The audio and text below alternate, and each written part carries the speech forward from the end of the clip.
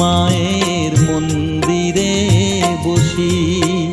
আমি অনাহুত একজন, আমি অনাহুত একজন, অনাহুত একজন। অনেক দোষেতে দোষী, আমায় একটু জায়গা দাও।